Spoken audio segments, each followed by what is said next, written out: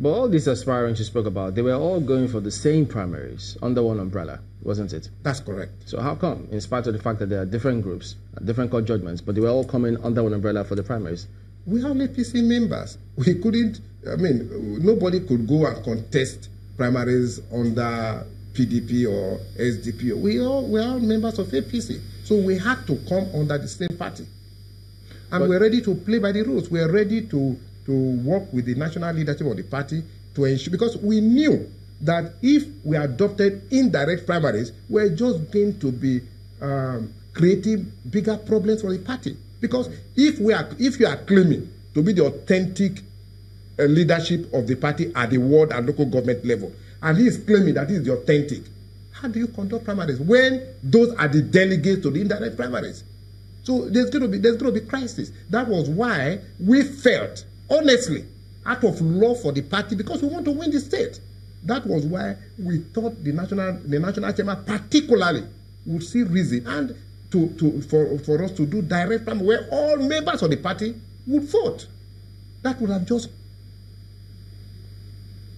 put this to rest. But as it is now, yes. I mean, you've got your group, and then because your group, you have your governorship candidates, you have then you, the vice deputy yes. to him, That's and then correct. There's another group who have their own candidate and the deputy. But as it turns out now, your group is not enjoying the support of the party chairman, is it? That is correct. But I heard the party chairman say the other day that he's not the party. And with due respect to him, he's not the party. The party comprises of all of us as a whole. He's our party leader, and I respect him as the party chairman. Like I told you, the values I imbibed in government college really taught me to respect constituted authority, and I respect him as the party chairman. But he still has to abide by the culture of the party, by the law of the land. So now that INEC has gone ahead to publish the names of the candidates, it's not your candidate's name that is there. I have not seen what INEC published, but that does not matter. I mean, it does not matter. It doesn't matter, because at the end of the day, if INEC publishes my name and the court holds that you are the candidate, well, of what moment is INEC's publication of my name? Yeah, so it's a waste of time. Why then is your group saying that there's been disobedience of a particular court order, Asaba Federal High Court? That is correct, because before INEC published those names, the Asaba High Court, Federal High Court Asaba, not Asaba High Court, Federal High Court Asaba, issued an order asking the parties to maintain the status quo. And before that order was issued, the court asked pointedly, as the INEC counsel, that look, at this moment, has any list been submitted to you? And he said no. You understand? The court asked him, has any list been submitted to you at this time? And he said no. And he said, okay, in that case, all parties should maintain the status quo. And we served the order on INEC, on the party leadership, on the party chairman. In fact, it's because of that Form 48 has not been issued against the party chairman and INEC. But you know, in trying to understand that particular order, one wonders, if the court was saying maintain status quo, don't submit any other names, what if, because some arguments we hear was that, look, some of those processes had already happened, but may not have been concluded. So if the court is saying maintain status quo, nothing has changed, because a certain list was already there even before the court. Could that have been the case? No.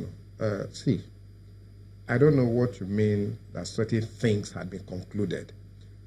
The action. No, what he said was certain processes had started, okay, or not concluded. The action that was restrained is submitting the candidates' names. Because, like I said, the court asked directly, as the INEC, the council that represented INEC, have you, at this moment, has any list been submitted to you? And he said no. And he said, okay, in that case, please maintain the status quo until. And look, we are honest about this. We are honest about this. When this case was filed in Asaba, the parties requested for accelerated hearing and the abridgment of time. So it's not as though Was that granted? Yes, it was. And in fact, the court is ready. Today is 13th, right? The court is supposed to be hearing the case today. But the other side filed a notice of preliminary objection, which the court said the court would hear along with the main action itself. They are appealing that ruling of the court, that decision of the court to hear the preliminary objection and the main case together. Okay, since you're a lawyer, so yes. Clarify this. There are some cases that some lawyers will refer to, say the court and the Supreme Court had said at the time that when it comes to the presentation of a candidate, it is the internal process of the party. The court has no hand in determining who a candidate is. How does that play out in all of this? No. Look, that's why I say you should clarify the court, listen, the internal process of the party is regulated by the party's constitution and the law of the land. I mean, it cannot be the internal process of the party, and maybe I am chairman, and I just come to Zamfara State and say, okay, Alhaji Sani, Mr. Peter, you are the candidates of the party. That doesn't happen. It's not. You don't have that authority. You still have to act within the ambit of the law.